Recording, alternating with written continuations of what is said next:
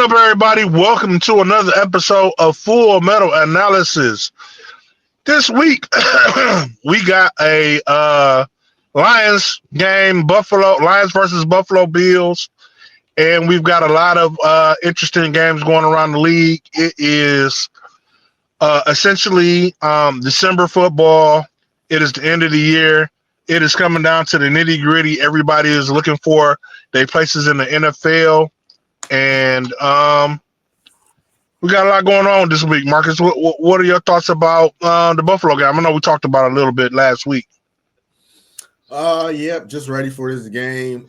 We got 2 more days. No new news came out since then. Terrion Arnold finally got a winter coat. That's about all that I think that's come out since we last talked about the game. But I'm just I think go ahead. I think I heard that a couple of the Lions that were injured practiced. Malcolm Rodriguez had a surgery. It went well. Hutchinson is making bounds and leaps in his recovery. They said he's ahead of schedule, so he may be able to play for the NFC Championship game. We'll probably get Taylor Decker back for this game. We'll probably get McNeil back for this game. Levi Azarike, maybe DJ Reader, and I think that's all the news I got. Yeah, these 10 days, we were so excited to see what this team looked like after these 10 days of rest. They needed it bad. So I'm definitely excited. You got the Buffalo Bills coming into Ford Field. They should be a pretty loud place. It's a game of the week, 4 o'clock, 4:30 time slot. So yeah, man, it's grab your popcorn. It's gonna be a big game. Yeah, I don't think I really have a lot to say about the game. Contain Josh Allen. Come on, run the ball. And I hope and if we can have Jared Goff come out and have one of his perfect games, that would be amazing.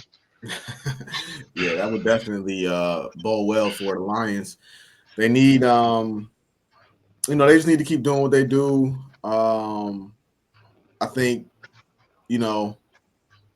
I'm interested to see how they do against Josh Allen on the ground, because they've done a great job of containing scrambling quarterbacks this year, not allowing the quarterbacks to kill them when the play breaks down. They've done great at stopping the run this year. I gotta look it up, but just off the top of my head, I feel like they got one of the top run defenses in football. So you just want to see all that continue and keep that up. Other than that, it's going to be a heavyweight battle. Yeah, I think Josh Allen was still dated. I mean, Josh Pascal was still day to day. If he can come back, he will do a great job of containing Josh Allen. I feel like he's pretty good on containing that edge. So we'll see what happens there. Like I said, I don't really got much about this game. I think I already gave my score. There are a lot of people out there that think that the Lions, based on Buffalo's last performance. They lost 44-42. No, it wasn't that game. It was the Rams that had a low scoring game. But they feel like our offense will. Some people feel like we'll win pretty handily against them. I feel like it'll be a one touchdown game, and we should win by a touchdown, maybe 8 points. And other than that, man, like I said, I don't really have much into it. I feel like we could just go ahead and get into bet it up. All right. So this week, games, not a lot of the games are okay this week. It's a little bit of a lackluster schedule in my opinion this week, but starting off that lackluster schedule was the Thursday night football game. Oh my God, what an ugly game that was. Hey, they should have had the Simpsons for this game, so my man could have came out and been like, "Worst game ever." No, yeah, at some point they was like, I feel like at some point, Sean McVay and Kyle Shanahan just kind of looked at each other and was like, "Hey, y'all just want to just kick field goals all day?" He was like, "Yeah, that'd be cool. Let's just get out of here. It's Thursday. I got stuff to do." And man, it was just an ugly game. But you took LA I on think that one. I took the 49ers. You said before I the think game that you thought that the 49ers were on the verge of quitting, and then yeah. like in the most in the most profit way, some dude on the 49ers was like, you know what, man, I don't feel like playing no more, and he walked off the field and literally quit mid game. So yeah, you was right on the winner, and you was right on the state of that team. Yeah, man, I think that was the most interesting story of the game. My man walked up to the coach. They was like telling him like to go in. And he was like, "Hey, I don't really feel like it." I think they said that he was like a backup player behind like Fred Warner or somebody. I forgot the player that he was behind, but he didn't feel like he should be playing behind them, and he didn't want to play no more. But with that being said, man, just real quick, um, like I said that I feel like the 49ers gave up on the season.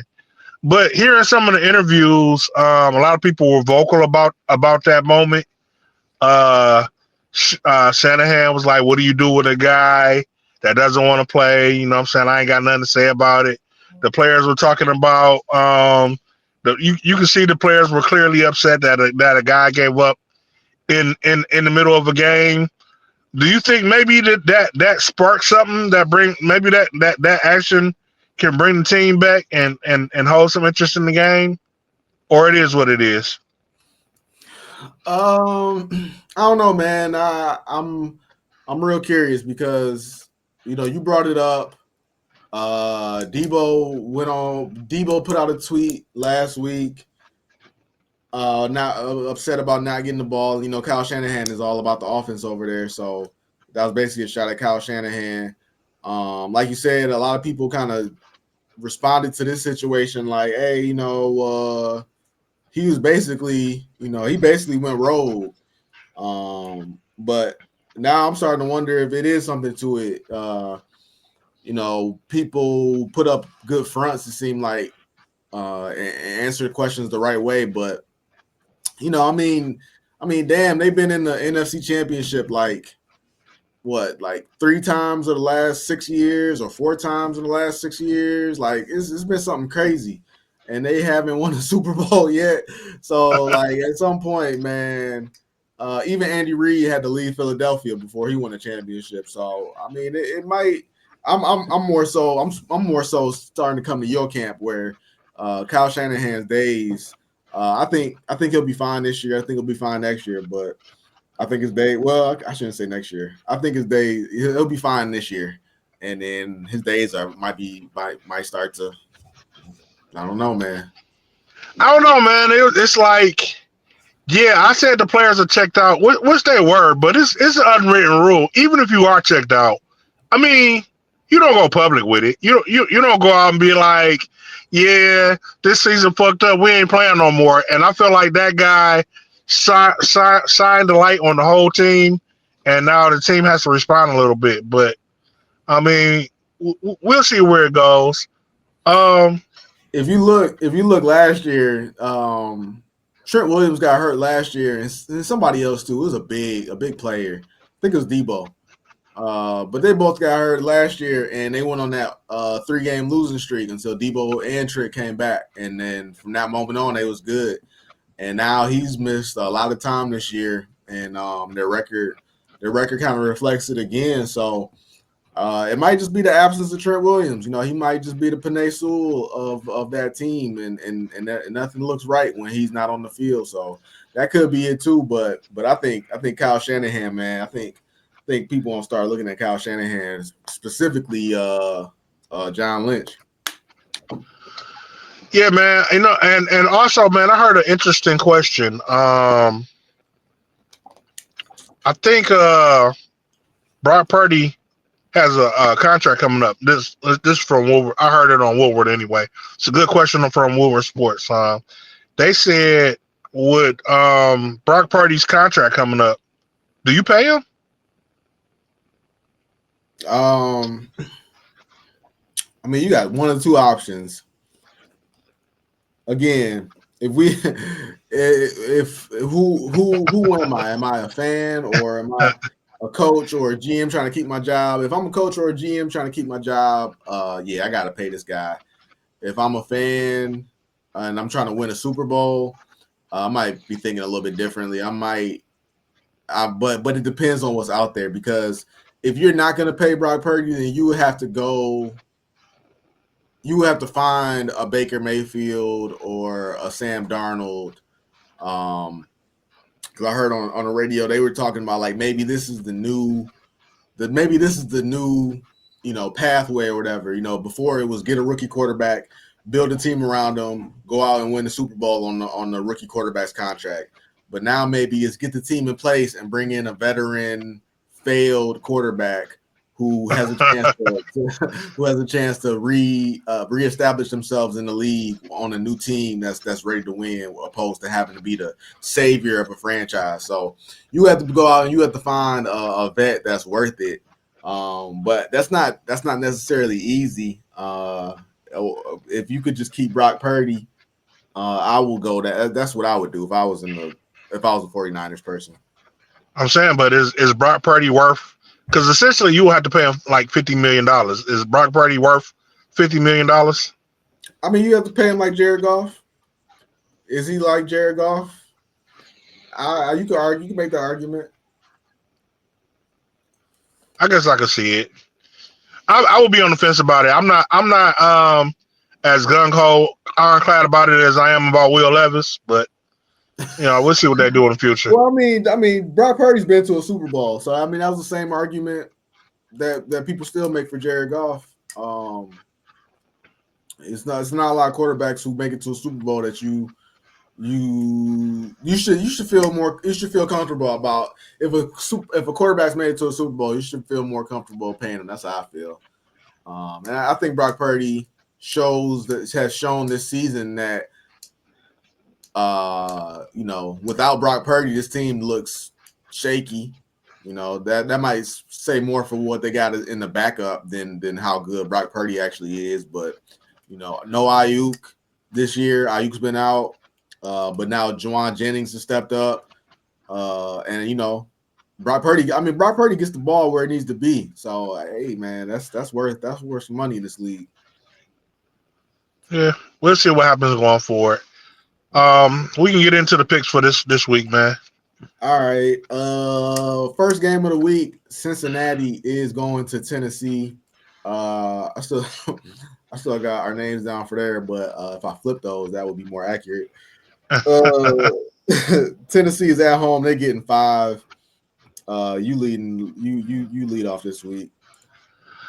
Oh man. I mean, this is another one of those games. Somebody's got to win. The smart pick would be Cincinnati.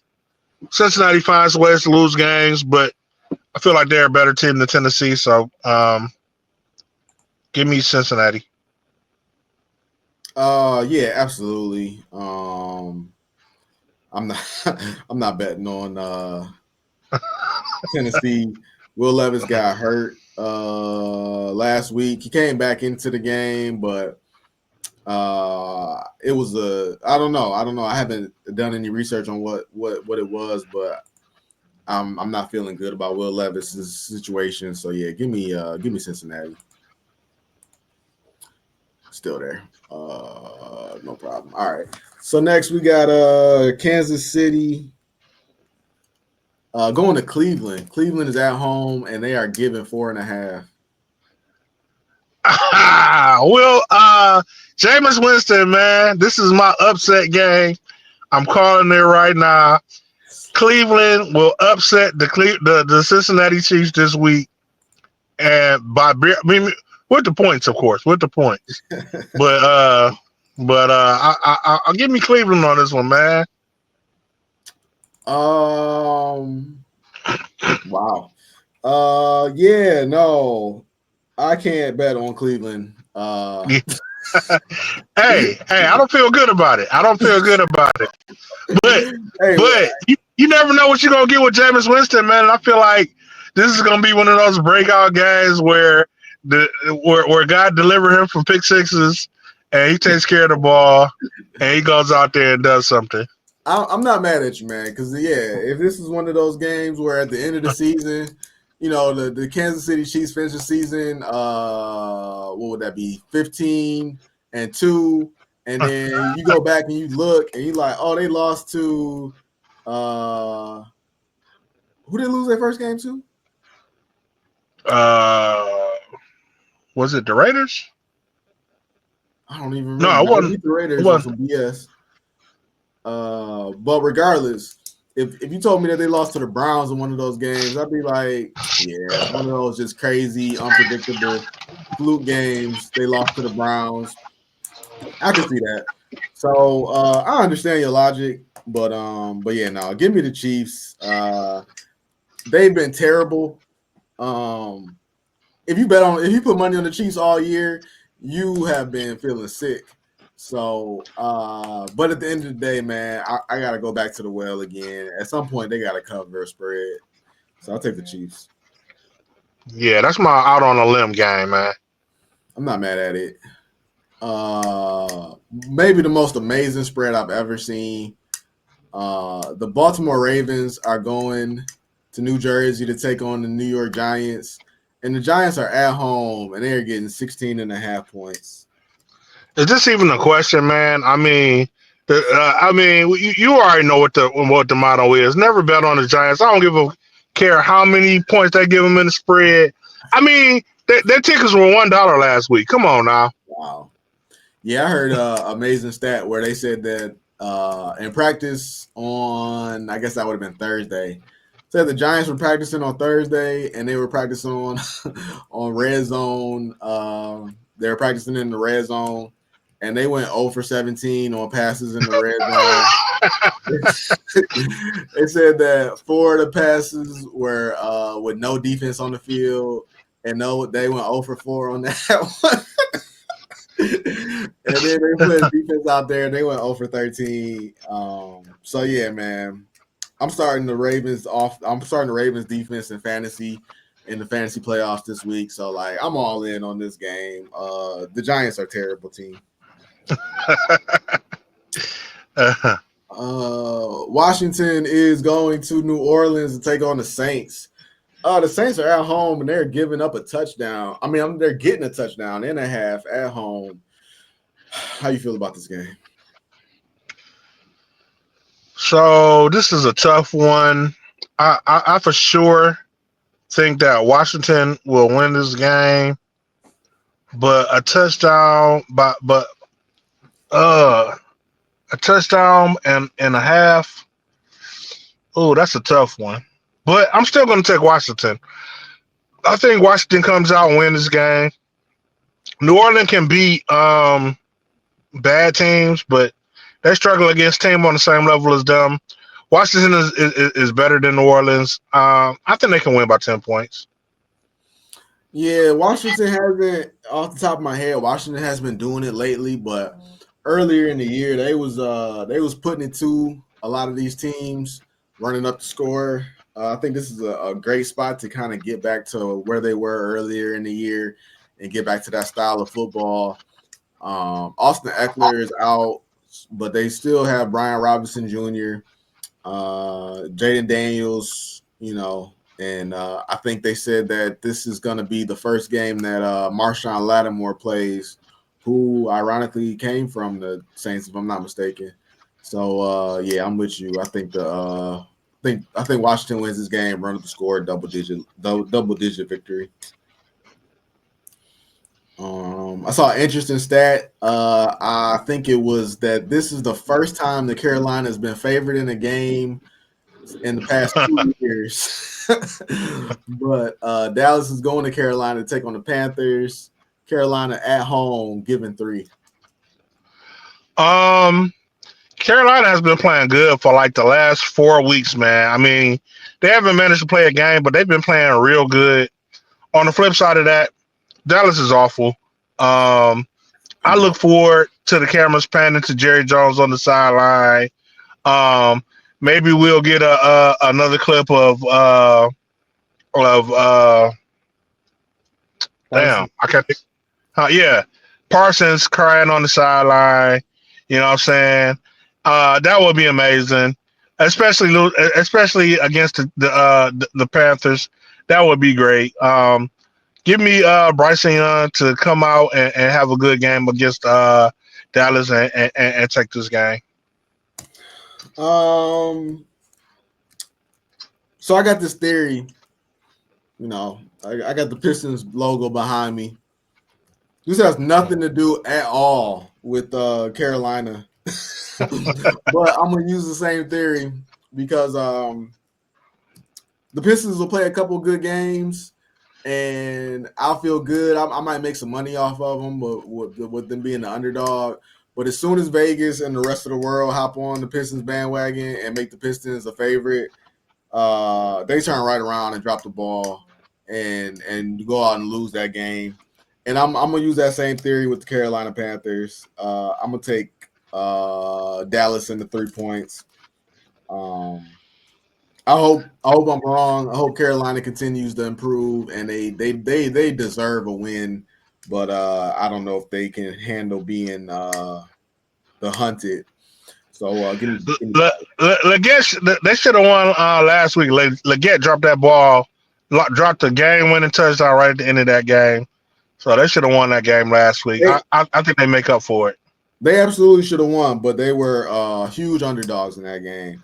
Now they are not the underdogs. So I want to see how they handle that position. The Pistons can't do it at all.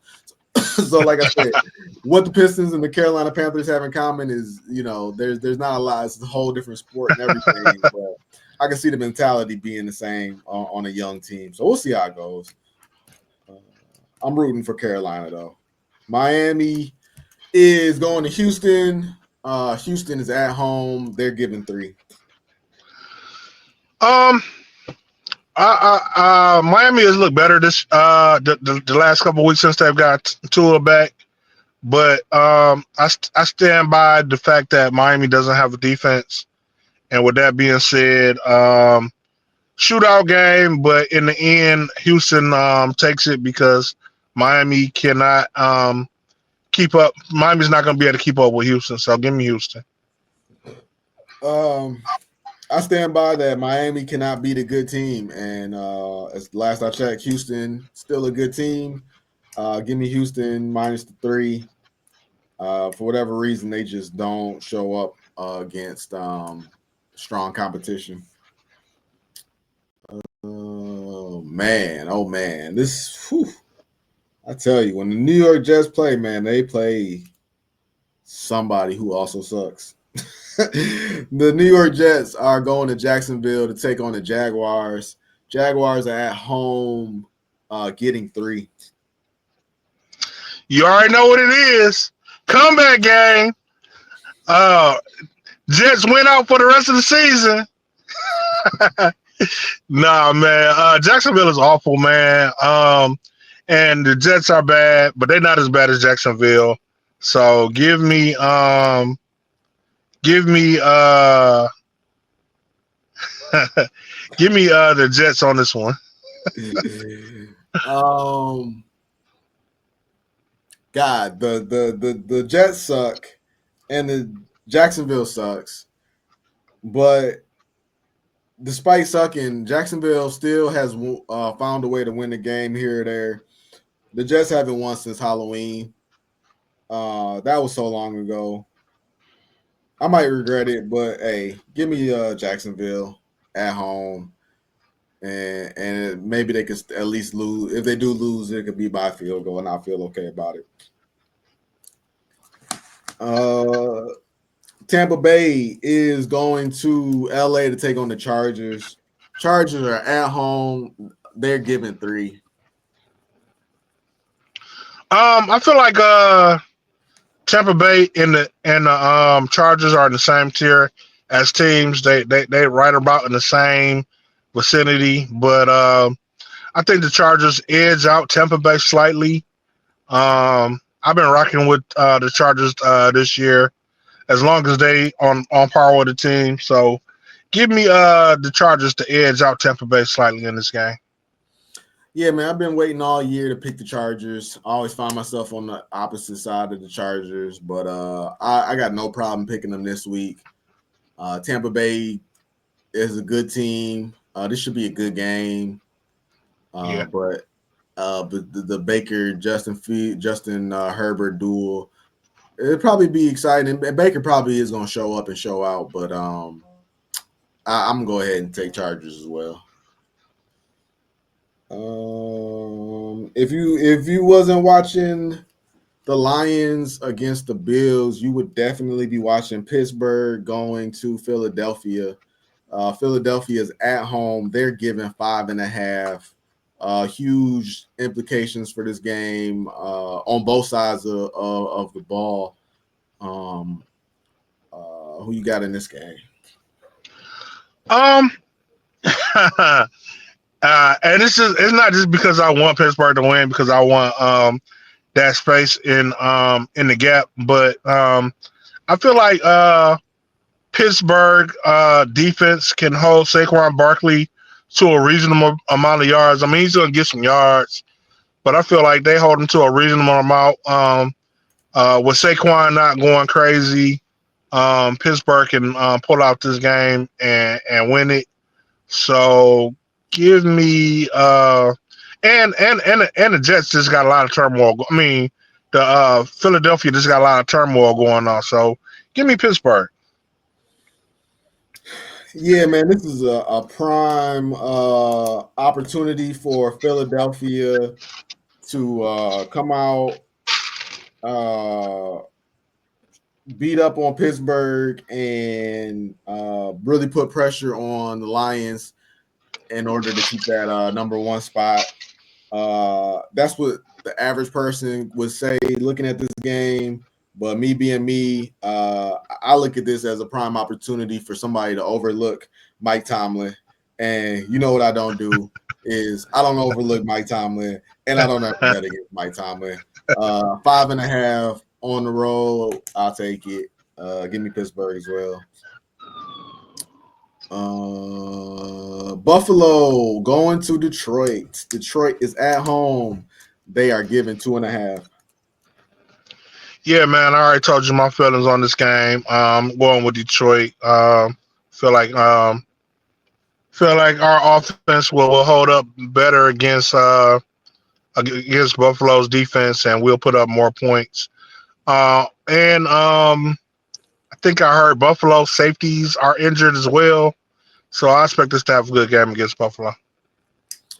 Hopefully, next time when we come on here, everybody's gonna look at me and be like, "Ah, that guy was scared," and I have to accept that because I'm taking the 2.5. I'm taking Buffalo. I just think it's gonna be I think it's gonna be a shootout, regardless of who's out there on defense on either side of the ball. And I think it's going to come down to the last couple plays. And I think it does come down to a field goal. Which way this goes, I couldn't tell you, but I'm going to just go ahead and play it safe and take Buffalo. Marcus, you don't have to give a speech or make excuses. Just tell us why you hate Detroit, man. That's all you got to say. Just say I hate the Lions. And there you have it, people. Bruce just said he hates the Lions. Indianapolis is going to Denver. Denver is at home. They're giving 4.5. Oh, you know who I'm riding with. I'm on the train. I'm comfortably sitting on the train. I'm laid back with my seat laid back with my feet crossed. Yeah, I'm on the Denver train, man, for sure, for sure. I'm with you. Indy's coming off of a bye. Their wide receiver core looks pretty healthy. But at the same time, they're going against the Denver defense, who I'm not sure how they're looking, but Denver defense puts a lot of pressure on opposing quarterbacks, and Anthony Richardson still hasn't killed the narrative that he will turn that ball over. So, yeah, I'm sticking with Denver. Denver, And we Denver gonna has a really good Denver has a really good defense, and Bo Nix has been playing pretty good this season. So absolutely, absolutely. Oh, weird game. New England going to Arizona. Arizona at home. They're giving 6. New England hasn't give anyone a reason to bet on them. That doesn't change this week. The Cardinals are a pretty decent team, even though they can't win the big game. So give me Arizona. Yeah, I'm not gonna argue with you. Typically, I would take whoever Arizona was giving 6 to, but they've just been so bad, and people are kind of expecting. People are questioning whether or not Jared Mayo is going to be back next year as the head coach, even though he just got the job. So it's a rough situation for New England and a tough spot to bet on. So yeah, I'll go ahead and I'll take Arizona with 6 minus the 6. Green Bay going to Seattle to take on the Seahawks. Pretty sure Kenneth Walker not playing in this game. Didn't play last week, but Zach Charbonnet didn't really matter with Zach Charbonnet running how he was. Seattle was at home; they're getting 2.5. So this was a tough game for me. I did not know that Kenneth Walker wasn't playing. So I was originally going with Seattle to win this game. Ooh, Kenneth Walker not playing. For me, this game is really a toss up. I feel like it go either way. Um, but I'll still take Seattle with the points. We in agreement there. Seattle gets the nod because they are at home. I'm getting 2.5 points with this pick. Charbonnet played great last week. And Jordan Love has been taking care of the ball lately, but they've kind of taken the ball out of Jordan Love's hands. We talked about it last week. He only threw for 200 yards against the banged up Detroit Lions defense. So they really want to just kind of run the ball. And, if Seattle can force him into throwing the ball, Jordan Love will turn the ball over. So I like the 2.5. I like Seattle. Chicago Monday Night Football is going to Minnesota, and Minnesota is at home. They're giving 7. Mm, so I should pick Minnesota. Uh, okay, so I got two on the limb games. I should pick Minnesota, but as good as Minnesota has been, well, I ain't even gonna say as good as they've been playing because they haven't really been playing good. They've been winning, but they haven't been winning in a good fashion. The Bears have lost 7 games straight. At some point, you will feel like they got to win, right? It's a divisional game. Um, Caleb Williams has got to come out and throw a touchdown at some point in the season. Oh, I'll take the Chicago with the points. The last time we saw Chicago on national TV was Thanksgiving against the Detroit Lions. They came out, got off to a rough start, and they brought it all the way back and had an opportunity to win the game. But regardless, they covered that 7 during that game. They had another national game against the Texans. I don't remember. I think they won that game, if I'm not mistaken. It was but it was they toughed it out and they won that game. So they're 2 games off the top of my head on national TV. They've done fairly relatively well. That being said, give me Minnesota minus the 7. Chicago sucks. They have no coach. They have very little offensive identity, and I just think this is a prime opportunity for Minnesota to just put their season in the dirt. Not mad at that. Atlanta. Ooh, that's not right. Whatever. Atlanta is going to Las Vegas to take on the Raiders. As we talked about earlier, it is the Desmond Ritter revenge game. Along to go with that revenge, he's getting 4.5 points. How you see this one going? Wait, Desmond Ritter. I thought no, Desmond Ritter plays for. Oh.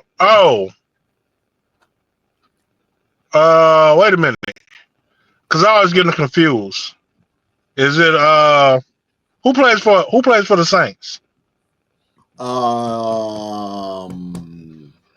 Spencer Rattler.